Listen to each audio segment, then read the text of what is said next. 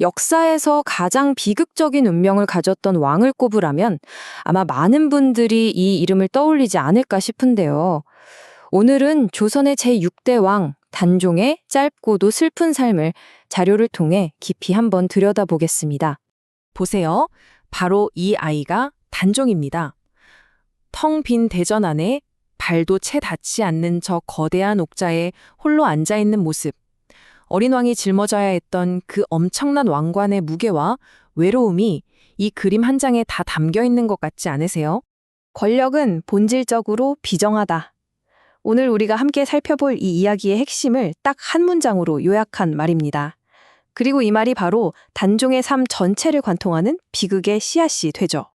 자, 그럼 이제 본격적으로 이야기 속으로 한번 들어가 볼까요? 모든 비극이 그렇듯이 그 시작은 사실 너무나 완벽해 보였습니다.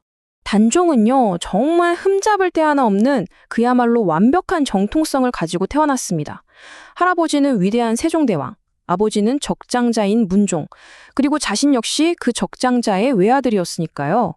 왕이 되기 위한 모든 조건을 다 갖춘 셈이었죠. 그래서 그랬을까요? 그의 삶은 정말이지 마치 잘 짜여진 각본처럼 정해진 길을 따라 흘러가는 듯 보였습니다. 보세요. 만 7살에 왕세손이 되고 9살에 왕세자, 그리고 불과 만 10살의 나이로 한 나라의 쥐존, 바로 왕의 자리에 오르게 된 겁니다. 하지만 이 완벽해 보이는 길 뒤에는요, 아주 치명적인 약점이 숨어 있었습니다. 바로 어린 왕을 지켜줄 왕실 어른이 단 한 명도 없었다는 거죠. 어머니는 태어난 지 사흘 만에, 할머니도 일찍 돌아가셨고 그나마 의지하던 아버지 문종마저 왕위에 오른 지 단 2년 만에 세상을 떠나고 말아요.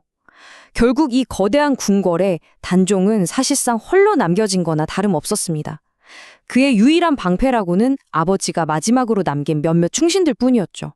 그리고 예리한 칼날처럼 바로 그 약점을 권력의 비정함이 집요하게 파고들기 시작합니다. 단종의 운명이 이제 송두리째 바뀌는 순간이 다가온 거죠. 당시 권력 구도는 정말 위태로웠습니다. 한쪽에는 겨우 10살의 어린 왕, 다른 한쪽에는 인생의 절정에서 힘과 야망으로 들끓는 두 삼촌, 바로 수양대군과 안평대군이 있었습니다. 당시 나이가 각각 35살, 34살이었으니 어떠세요? 이 힘의 균형이 처음부터 너무나 아슬아슬하게 기울어져 있었다는 게 느껴지시죠? 이 두 이미지를 한번 나란히 놓고 볼까요? 횃불을 들고 어둠 속에서 움직이는 저 위협적인 모습.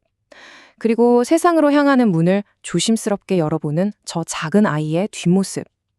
이건 마치 포식자와 먹잇감을 보는 것 같지 않습니까? 야심을 드러낸 숙부와 홀로 남겨진 어린 왕의 위태로운 처지가 그대로 느껴지는 것 같아요. 그리고 결국 1453년 10월, 단종이 즉위한 지 고작 1년 반 만에 궁궐에 피바람이 불어닥칩니다. 역사에서 말하는 계유정난이죠. 수양대군이 동생인 안평대군이 역모를 꾸몄다는 명분을 내세워서 거침없이 칼을 빼든 겁니다. 이때 단종의 나이 불과 만 12살이었습니다. 그날의 참혹함은 마치 이 엎질러진 먹물과 같았을 겁니다. 돌이킬 수 없게 된 거죠. 수양대군은 단종의 마지막 보루이자 유일한 보호막이었던 김종서, 황보인 같은 고명 대신들을 정말 가차없이 제거해버렸습니다. 어린 왕을 지켜주던 단단한 방패가 그날 완전히 산산조각이 나버린 겁니다. 1년, 딱 이만큼의 시간이 걸렸습니다. 계유정난 이후에 수양대군이 모든 권력을 손에 쥐고 결국 조카인 단종에게서 왕위를 빼앗기까지 말이죠. 이 기간 동안 그는 자기 앞길에 조금이라도 방해될 만한 사람들을 모조리 제거하면서 차근차근 아주 집요하게 왕좌를 향해 나아갔던 겁니다. 이제 단종의 삶은 마지막 장으로 향합니다. 가장 슬프고 가장 비극적인 절정으로 말이죠.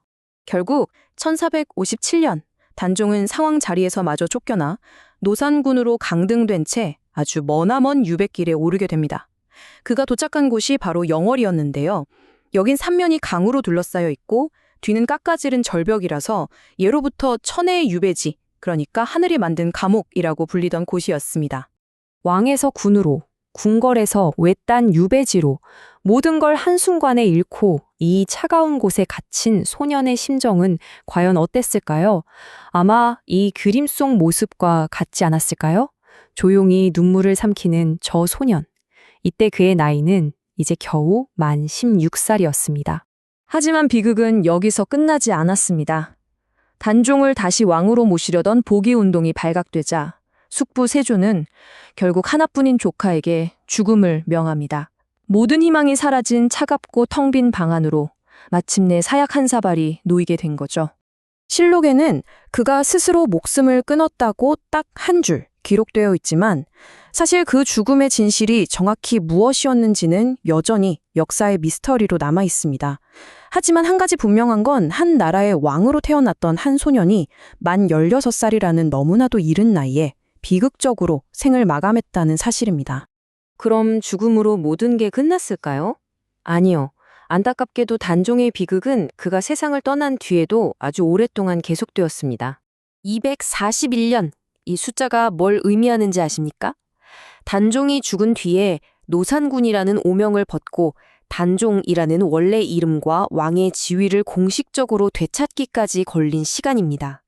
무려 2세기가 훌쩍 넘는 시간 동안 그는 제대로 된 왕으로 인정받지도 못했던 겁니다. 그리고 이 비극은 단종 한 사람에게만 머물지 않았습니다. 그의 아내였던 정순왕후. 그녀는 남편과 영영 이별한 채 무려 64년이라는 긴 세월을 홀로 더 살아야 했습니다. 전해지는 이야기에 따르면 매일 동쪽, 남편이 유배된 영월 땅을 바라보며 그리워했다고 하죠. 그 기나긴 슬픔과 그리움의 무게가 정말 가늠하기조차 힘든 것 같습니다. 완벽한 왕제로 태어났지만 결국 권력의 비정함 속에 희생양이 되어버린 소년 왕, 단종. 그의 너무나도 짧고 슬픈 삶은 오늘을 사는 우리에게 아주 묵직한 질문 하나를 던집니다. 이 비정한 권력의 속성 앞에서 우리들은 과연 무엇을 기억하고 또 무엇을 지켜야 하는 걸까요?